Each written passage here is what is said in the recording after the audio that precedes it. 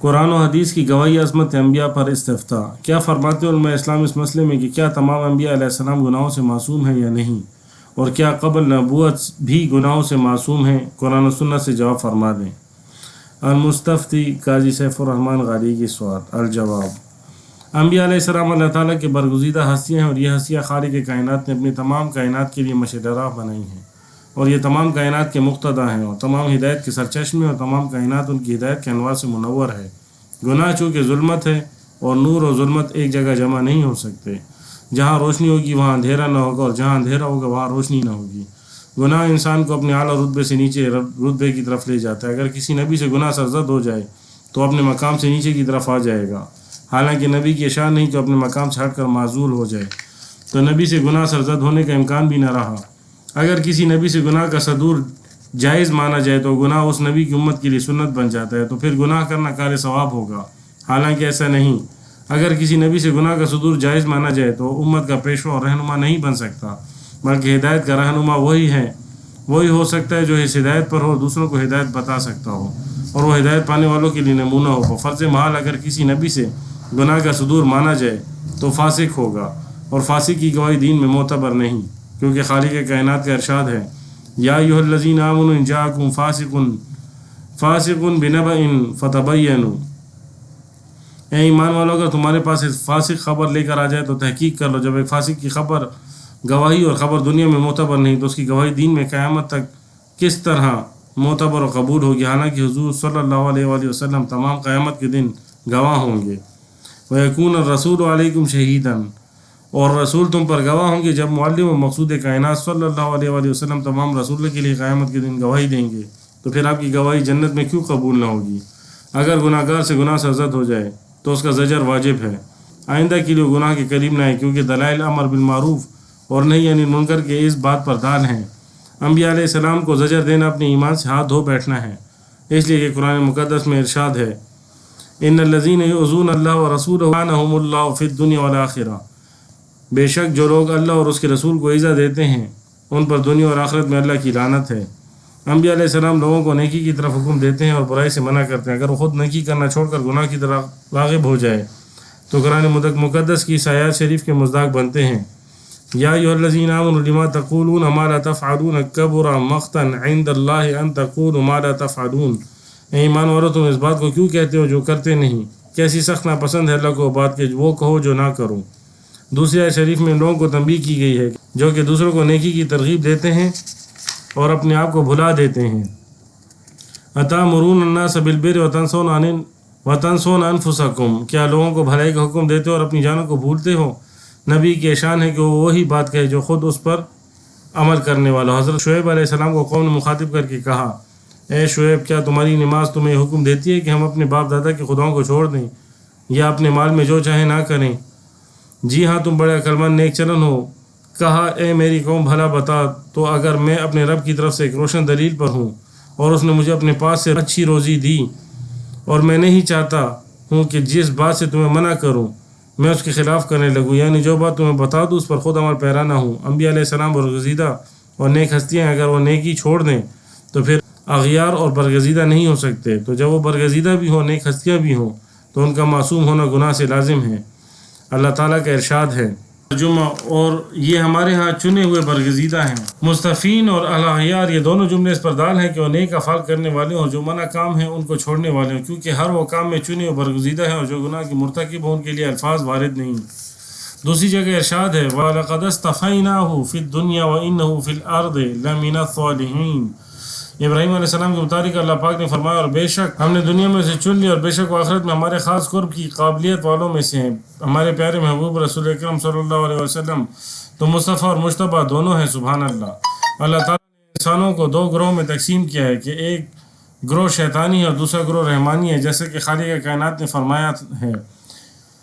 ترجمہ، یہ شیطان کا گروہ ہے، خبردار شیطان کا گروہ خسارے میں ہے۔ دوسرے گروہ کے متعلق فرمایا، اور ترجمہ، یہ اللہ کا گروہ ہے، خبردار اللہ کا گروہ یہی کامیاب ہے۔ اس میں کوئی شک نہیں کہ شیطان کا گروہ وہی کام کرتا ہے جو شیطان چاہے یا ان کو حکم دیں۔ اگر انبیاء سے گناہ صادر ہو جائے تو معاذ اللہ شیطان کے گروہ حساب ہوں گے، کیونکہ گناہ شیطانی فعل ہے، اور زاہد لوگوں پر حزب اللہ صادق آئے گا تو پھر اس وقت امت میں سے زاہد لوگ انبیاء سے افضل ہوں گے، اور اس میں شک نہیں کہ ایسا ہونا ناممکن ہے۔ انبیاء کرام کے متعلق جمہور اہل سنت کا عقیدہ ہے کہ وہ ملائک سے افضل ہیں، اور یہ بات ثابت ہے کہ ملائک کرام گناہوں سے پاک ہیں۔ اگر انبیاء سے گناہ صادر ہونا جائز مانا جائے تو پھر ملائک کرام انبیاء اعظام سے فضیلت میں بڑھ جائیں گے، حالانکہ انبیاء علیہ السلام ملائک کرام سے افضل ہیں۔ حضرت ابراہیم علیہ السلام کے حق میں اللہ تعالیٰ نے فرمایا میں تم لوگوں کے لیے امام بناتا ہوں۔ امام وہ ہوتا ہے کہ اس کی اقتداء کی جائے۔ اگر ابراہیم علیہ السلام سے گناہ کا صادر ہونا جائز مانا جائے تو لوگوں کو اقتداء اس گناہ پر بھی واجب ہوگا، حالانکہ ایسا کبھی نہیں ہو سکتا۔ جب ابراہیم علیہ السلام نے اپنی اولاد کو بھی امامت کے لیے پیش کیا تو اللہ تعالیٰ نے فرمایا کہ میرا یہ وعدہ ہے ظالموں کے لیے نہیں، بس جس نے گناہ کیا اس نے اپنے نفس پر ظلم کیا، اس لیے کہ اللہ تعالیٰ کا فرمان ہے۔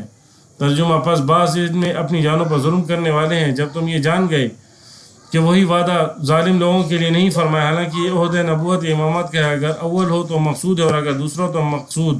زیادہ ظاہر ہے کہ جب یہ وعدہ امامت کے لیے گناہ گار نافرمانوں کے لیے نہیں تو نبوت کے لیے تو یہ وعدہ کبھی نہیں ہو سکتا، کیونکہ نبوت کا عہدہ امامت کے عہدے سے افضل ہے۔ اللہ تعالیٰ نے ابلیس علیہ اللعنت کو حکایت بیان کی کہ ابلیس نے کہا بس تمہاری عزت پر قسم ہے کہ میں تمام کو گمراہ کروں گا مگر تمہارے مخلصین بندوں کے سوا۔ شیطان نے مخلصین بندوں کو گمراہ کرنے کی استثناء کی۔ پھر اللہ تعالیٰ نے ابراہیم و اسحاق و یعقوب علیہ السلام پر شہادت دی کہ مخلصین میں سے ہیں، کہ ہم نے ان کو اخلاص سے مختص کیا، اور یوسف علیہ السلام کے متعلق بھی ذکر کیا کہ یہ ہمارے مخلصین بندوں میں سے ہیں۔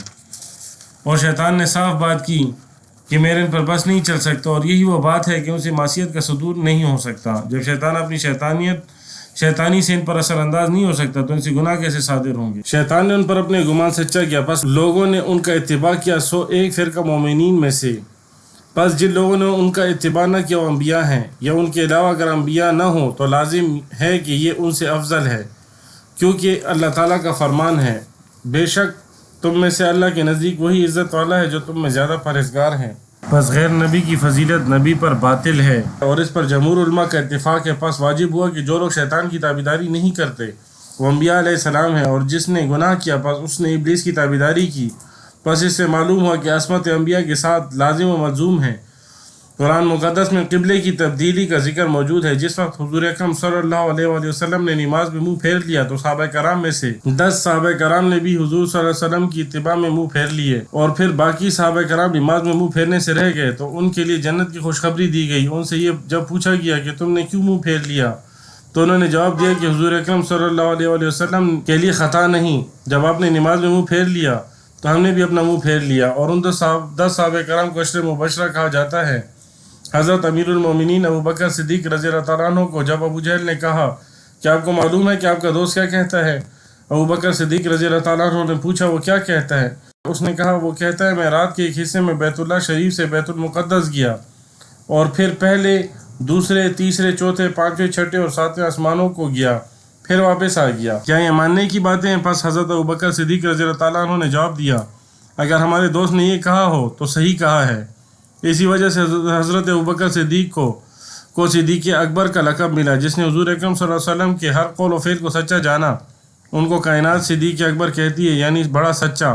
بخاری شریف میں حضرت خزیمہ بن ثابت اولاسی و انصاری کا واقعہ ہمارا نے نقل کیا کہ حضور صلی اللہ علیہ وآلہ وسلم نے سوا بن قیس المحاربی سے ایک گھوڑا خریدا، پس وہ منکر ہوا، پس حضرت خزیمہ نے حضور اکرم صلی اللہ علیہ وسلم کے لیے گواہی دی، پس حضور صلی اللہ علیہ وسلم نے اس کو فرمایا کہ گواہی پر تمہیں کس چیز نے مجبور کیا حالانکہ تم ہمارے ساتھ حاضر نہ تھے؟ حضرت خزیمہ نے عرض کیا کہ جو چیز آپ نے لائی ہے میں اس کی تصدیق کرتا ہوں، اور مجھے یہ بھی پتہ ہے کہ تم حق یعنی سچ کہتے ہو۔ پس حضور اکرم صلی اللہ علیہ وسلم نے فرمایا جس کے لیے خزیمہ گواہی دے یا اس پر تو وہ اس کے لیے کافی ہے۔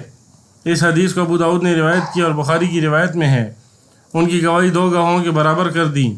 صحابہ کرام اس کو ذو شہادتین یعنی 2 گواہی والا کہتے تھے، اور یہ نام ابھی تک اس کے لیے مشہور ہے۔ اگر انبیاء سے گناہوں کا سرزد ہونا جائز ہوتا تو حضرت خزیمہ کی گواہی ناجائز ہوتی۔ ان تمام دلائل سے معلوم ہوا کہ انبیاء علیہ السلام صغیر و کبیر گناہوں سے معصوم ہیں۔ انبیاء علیہ السلام کے لیے عصمت ہے اور اولیاء کرام محفوظ ہیں۔ معصوم اور محفوظ میں یہ فرق ہے کہ معصوم میں گناہ کا مادہ نہیں ہوتا، جیسے کہ نابالغ میں بلوغیت کا مادہ نہیں ہوتا۔ پس جب گناہ کا مادہ نہیں ہوتا تو ان سے گناہ کیسے سرزد ہو سکتے ہیں؟ محفوظین میں گناہ کے مادے ہوتے ہیں، لیکن اللہ تعالیٰ ان کو حفاظت میں لیتے ہیں، یعنی گناہ سے محفوظ ہوتے ہیں، اور اگر خدا نخواستہ ان سے گناہ سرزد ہو جائے تو اپنے گناہوں کی معافی مانگتے ہیں اور وہ فوراً توبہ کرتے ہیں، پس اللہ تعالیٰ ان کی توبہ قبول کر لیتا ہے۔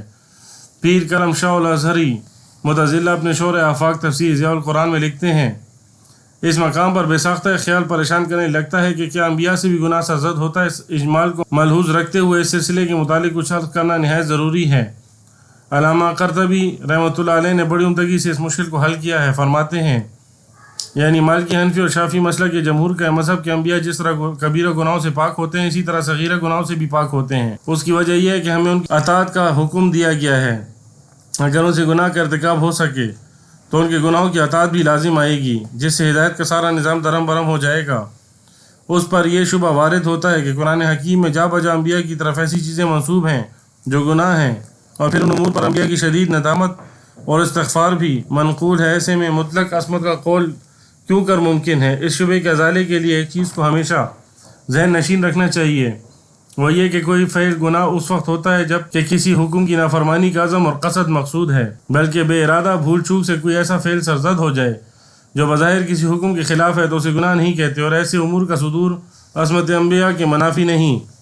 ضیاء القرآن جلد اول صفحہ 49۔ تفسیر البیان شریف میں ما کنت تدری مل کتاب علیہ کی تفسیر میں ہے، اہل اصول کا اس پر اجماع ہے کہ انبیاء کرام وہی سے پہلے مومن تھے، اور گناہ کبیرہ نیز ان صغائر سے جو نفرت کا باعث و نبوت سے پہلے معصوم تھے، اور بعد بھی چاہے کا کفر۔ غرض یہ کہ امت مرحومہ کا اجماع انبیاء کرام کی عصمت پر ہے، اور یہ بالکل ظاہر ہے، اس لیے کہ مزید دلائل نقل کرنے کی ضرورت نہیں۔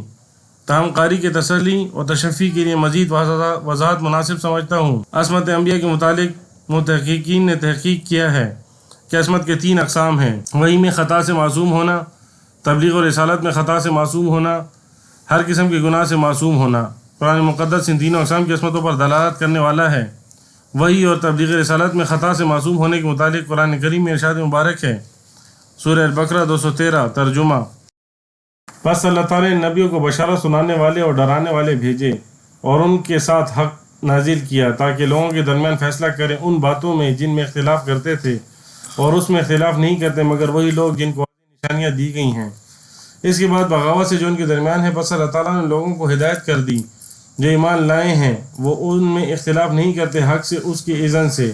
بس یہ بات ظاہر ہے کہ اللہ تعالیٰ نے ان کو خوشخبری سنانے والے اور ڈرانے والے بھیجے اور ان پر کتاب نازل کی گئی، اور یہ وہی ہے کہ لوگوں کو حق بیان کریں اعتقاد اور عمل میں، اور دوسری عبارت میں لوگوں کے لیے ہدایت کرنا حق کی طرف اعتقاد اور عمل میں، اور یہ اللہ کا منشا ہے ان کے بھیجنے میں۔